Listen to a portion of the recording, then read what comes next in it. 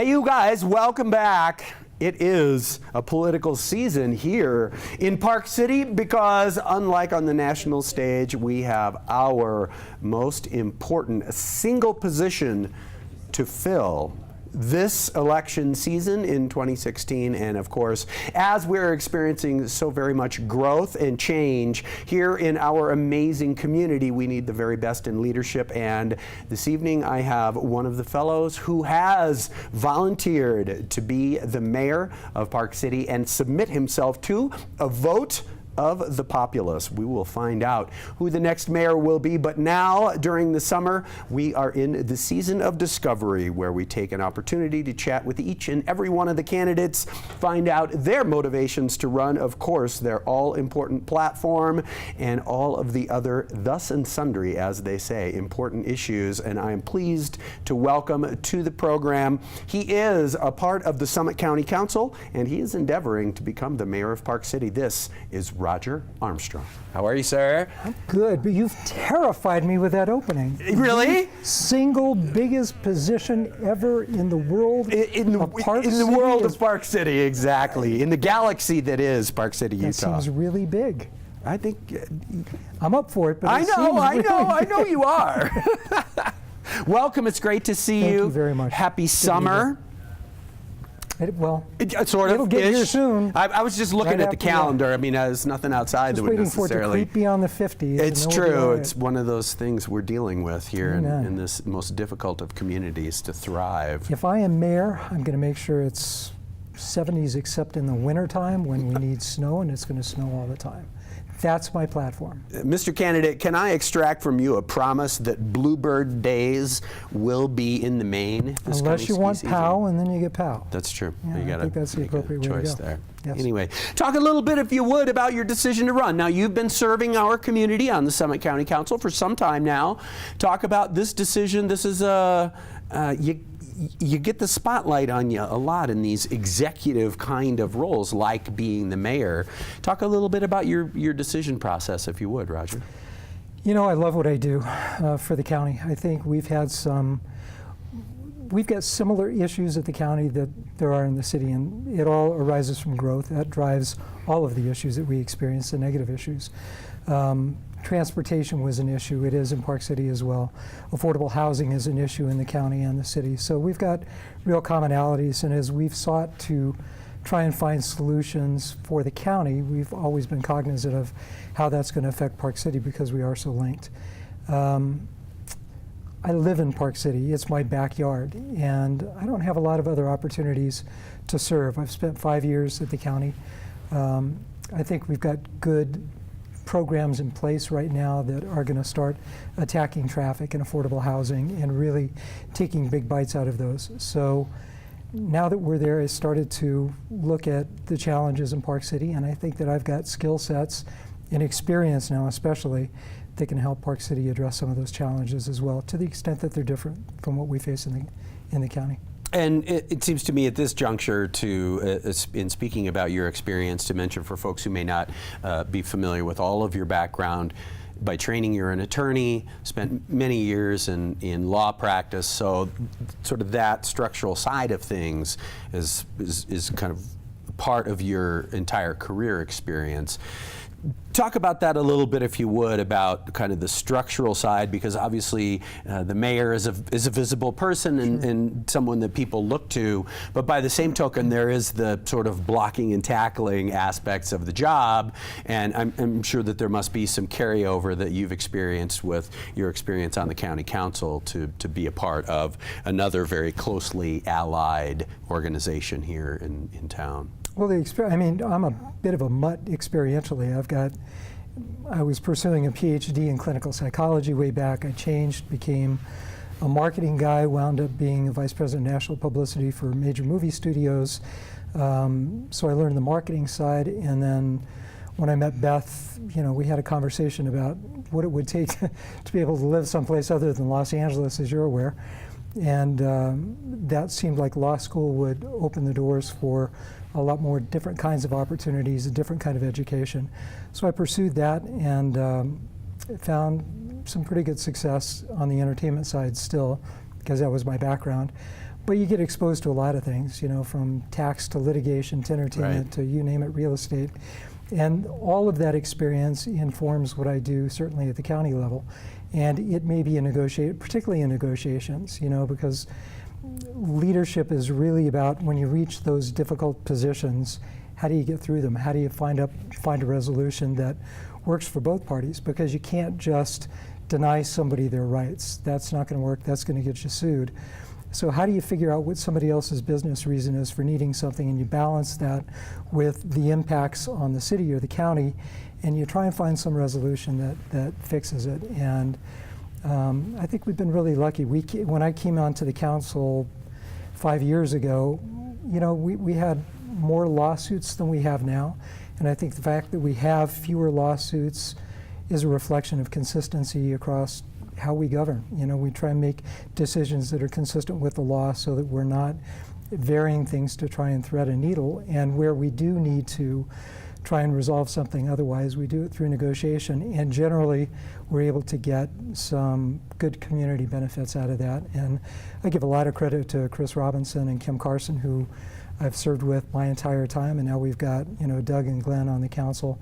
And we have some nice minds to work things out. And I think the city council also has some very good minds on it. I think they've got a lot of aspirations to do good. And I think I would just add another dimension to that and another voice. I think on one hand, it might be a little bit difficult to distinguish between the candidates on what you so aptly highlighted as core issues, and traffic as kind of the most important, most visible subset of growth, and this really, to me, most important issue of affordable housing. Of course, we are a very fortunate community here, but the truth is that I hope that the term middle class applies and will continue to apply to a significant portion of our population here. Talk about your observation based on your experience, but also based on what you see into the future, what things look like 10, 15 years down the road, and kind of where you're at with this decision to put your hat in to be the next mayor of Park City. Well, 10 or 15 years down the road, you know, if you look back 15 years, it was the Olympics. And we have grown in such a remarkable and different way than the 15 years prior to that, right, once the Olympics came to town. And, you know, add to that equation Vail coming to town and the character of the resorts changing in the last 2 or 3 years. And that necessarily, without casting aspersions on Vail, you know, they bring economic benefits to the community. They've done great things for the nonprofits in the community. So, you know, we've got, and they're here to stay. So we have to figure out how to work with them. But with Vail comes larger crowds, comes possibly different crowds depending on how they intend to market. Well said. And then the attendant businesses that come from that. So, you know, I think you've got to look at Main Street and wonder how you protect the qualities that we have at Main Street, that a variety of people are able to shop there and experience it. Some of that has changed over the last 15 years, and some of that change may be for the better, and some of it maybe not so much. Over the next 15 years, as you see those higher end stores come in and displace others, as you see major developers coming in from out of state and paying astronomical prices for the real estate on Main Street, you've got to wonder what kinds of businesses are going to survive there, and are they going to be the kinds of businesses that the middle class can survive. And then you've got other changes in the community. You've got the Canyons that's about to pop up with a brand new retail segment that we can't even contemplate right now, but 5 to 7 years from now, that's going to be fully developed. And you see Kimball Junction, which is already starting to be more of a draw for locals than it was 5 years ago, That's 10 true. years ago. Absolutely. So all of those are going to have economic impacts on what happens in Main Street, and we've got to figure out how to address those. I mean, you know, some of the things I think the city council is talking about now is deban chain stores from being there. Yes. And, you know, as we look at each of those possible solutions, you've got to trace it further down and say, okay, if we do that, what does that lead to at the end of the day? If the real estate price is there and the leases tend to go up, chain stores can't go in, what kinds of businesses go there? Do they really benefit our locals in the same way that they benefit tourists? that kind of deep analysis on changes, I think, is where I bring some experience and some skills to at least the discussion, and to start to expose some of the areas that we're delving into. It's, I think, almost never in any high-end market or community like this, I think, and maybe this is showing my cynicism a little bit, but it feels to me like it's almost never truly achievable to find a community that has the kind of diversity, both economically and in many other types of categories. We're talking about affordable housing, but this is a free marketplace where people are not in business to not maximize their profits. Sure. Is there truly a way, and I realize I'm being a little bit disingenuous in asking this question, but can we really provide the kind of housing, and within a proximity, of course, which we can go out in the middle of nowhere and build a bunch of housing, and then people have commutes, and it's difficult to get in some days when weather's bad and that kind of thing. But talk about, I guess, as much your philosophy on that topic as kind of the nuts and bolts of being able to do that and maintain it in the long run. It's a great question. It's the one thing that wakes me up at 3 o'clock in the morning. Yeah. Literally, I open my eyes, and the question that pops into my head is affordable housing. On the county side, we've had, I think, excellent success, but we also have more opportunity on the county. We've got wider open spaces there that aren't all the way built out. So we've got 330 units of affordable and workforce housing going in at Silver Creek Village. They're breaking ground on that this year, and I think over the next 3-4 years, that's going to be completed. So that's an important number of units.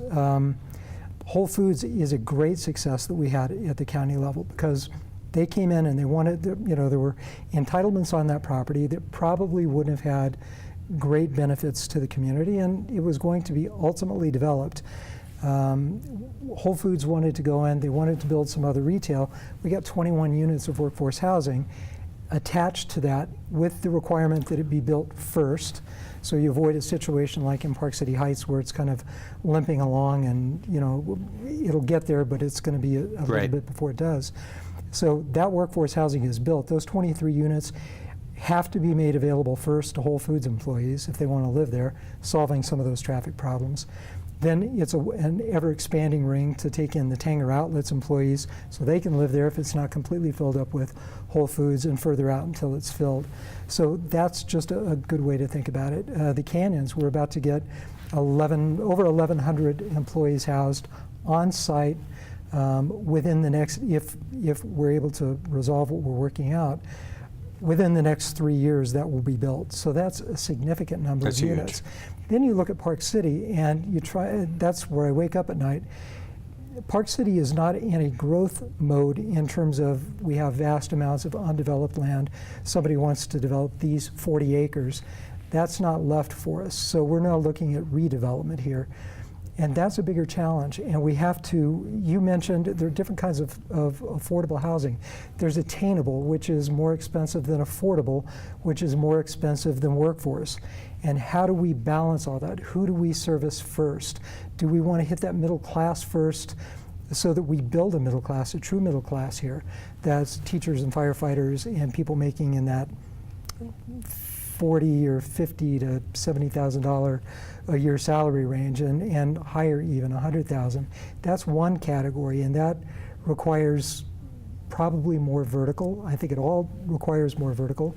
And is the community going to accept that? I mean, there's the word that I've been kind of sitting back and wondering when we're going to hear that word in this town, because the fact of the matter is, and you hit it on the head, it's one thing Kimball Junction and Summit County, but when you get into Park City proper and into the Old Town adjacent area, are they willing to accept it? And that's part of the community conversation. And of course they weren't with Kimball Arts. They weren't. Kimball Arts is now moved. I mean, whenever we make decisions, I've learned, if nothing else in the last 5 years, you have an idea and you say, okay, let's do this. You move the chess piece up here and another one on the third level down moves, and you go, oh, I didn't count on that. So it's playing that crazy game of chess of what do we need in the community? How much money do we have to spend? What does the state allow us to do and not allow us to do? That's part of the problem. The best intentions that we may have, I mean, the bag ban that Park City just instituted, I have no idea if that's going to stick or if somebody's going to take that to the legislature and you're going to see legislation imposed in January that says you're not allowed to ban shopping bags. That's another piece of all of these puzzles that we have to solve. And that just, it requires a lot of thoughtfulness, it requires a lot of discussion, it requires community engagement, and that's the best you can do at the end of the day, and just use your brain to come up with ideas, put them in place. On the transportation side, one of the ideas that we came up with is this e-bike share program, which I'm very excited about because we are an outdoor community. I would rather be on a bicycle smelling things and looking at things in slow motion rather than going 60 miles an hour in a car. And I think people will respond to that, but we have to try those things and see how they work. Well said. Let's do this because I know that we're going to be having more conversations over the course of the election season. And even though it's early on, talk a little bit, if you would, before we go about kind of what your plans are. What does a campaign look like for you? Have you got events scheduled already at this point, or where can we tell folks to go to kind of continue to get to know you better, whether that be online or at events in person? I have a Facebook page. Well, I've got my personal Facebook page, and it's an open book for anybody, and you'll learn a lot about me there. I've got a campaign Facebook page that will be launching in the next couple of days. I've got a website that will be launching. It's not ready yet. I think over the next 2 or 3 weeks, you'll see the real campaign starting to roll out. There's a group called PCAN, which is a group of younger members of the community, young adults, 20s and 30s, that has been formed to try and get them more engaged in the community and to participate more. And that's a voice that we don't typically hear a lot, and I'm excited that they're actually going to participate. I think on July 10th, they've got a forum, if you will, with Dana and Andy and me participating, an opportunity for us to give a 2-minute overview of who we are and what we think, and then a chance for people to ask some questions. So I think that's open to the general public. Park City Rotary will be having their usual candidate forum about a week before the primary, so that'll happen. I'm positive KPCW is going to want to do something, and the usual suspects. So I'm sure that you'll run across Andy and Dana and I out wandering the neighborhoods. I hope that we're all going to keep it very respectful. There's no need for us to tear the feathers off of each other. We've all got different skills and different experience to bring to this, and at the end of the day, this is a job interview. And Truly. There are skills that will work, there are skills that won't work, and the public's going to have in their mind what they think the right person for the job has, and they're going to have to make that decision. I look forward to the discussion. What would it mean to you to wake up and think, I'm the mayor of Park City? After your description at the top of the hour, it sounds like a good job. Fantastic. Roger, it's always so good to have you here. Thank you for your service to the community, and of course this big job that you're lining yourself up for. And boy, even before Election Day, there's a lot of campaigning, so we send you good vibes for staying hydrated and all of that important stuff in the summertime. Thanks, and Derek. We'll be doing this again, I'm sure. Absolutely. All the best, brother. Thank you so Appreciate much. it. All right, you guys, that is 2 out of the 3 candidates. We'll be chatting with Andy Bierman again soon, and of course, as we said during our conversation, we will be continuing to check in with the candidates throughout the campaigning process. It's going to be an important decision, and we feel fortunate here at Park City Television to be a part of sharing the conversation with you. We're going to take a quick break, and then Changing Lanes Experience. Awesome.